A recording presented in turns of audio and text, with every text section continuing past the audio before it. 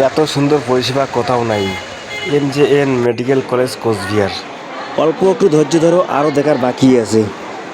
Ticket কাটিয়া লাইনত দাঁড়াও, লাইনত দাঁড়াইয়া ডাক্তারক দেখাও, বসির আশা করেন না। দুই একখান চেয়ার আছে, লাইনত না দাঁড়াইলেও ফির আবার ডাক্তার দেখে পাবেন না। কারো আগর লোক পিছনে যাচ্ছে, পিছনের লোক আগত আসিয়েছে। টিকিট নাম্বার অনুযায়ী যদি ডাক্তার দেখিল হয় তাহলে হামাগার লাইনত দাঁড়িয়ে থাকে নাগিল না হয়। 1-2 ঘন্টা লাইনত দাঁড়া কি সম্ভব? তাহলে আমরা আপনার চেয়ারত বসির পাইলাম হয়। চেয়ারও তো নাই, চেয়ারও আছে 2-3 জন চেয়ার, তুলে লোক বসিয়ে ফির কোটে।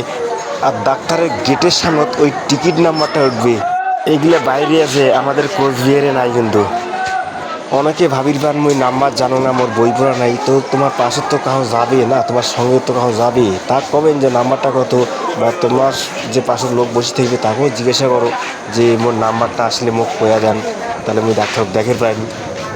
তাহলে তো বুঝির পাচ্ছেন যে আমার কোচবিহার হসপিটালটা কত উন্নত, কত সুবিধা। অল্প একটু অপেক্ষা করো, এইবার সরাসরি ডাক্তারের ওঠে যাবো। বাইরের তো বসির জায়গা নাই। এবার দেখবেন ডাক্তারের ওঠেও বসির জায়গা নাই। কোচবিহারের যে সমস্যাটা এইরকম মোর তো আর জানা নাই।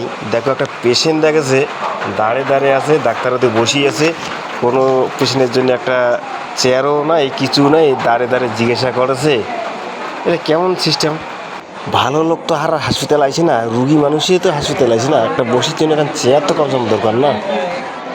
আর এটা ডাক্তার দেখি ধরছে, দেখো তো মনে হচ্ছে যেন আমাদের লক্ষ্মী ভাণ্ডার জমা দিবে ধরছে। একেবারে চারিপাশে লোক ঘিরি ধরছে, ডাক্তার আছে বসিয়া, মনে যেন লক্ষ্মী ভাণ্ডার ফটোলে চলছে। লক্ষ্মীর ভাণ্ডারের জন্য, বয়স্ক ভাতার জন্য আবেদন করে ধরছে এটা কেনা রে। এই চেঙ্গিটা মনে হয় কন্যাশ্রীর জন্য ওদের আবেদন করবে। এই চেংড়াটা মনে হয় যুবসাথীর বোধ হয় ভাতা কোথায় নিবে নাকি। এই যে 2জন যুবসাথী নিবে। ওষুধ নেওয়ার জন্যও লাইন, ঘরের ভিতরে ওষুধ নেওয়ার জন্য সব লোক ভর্তি হয়ে গেছে, বাইরে লাইন দিয়ে দিছে।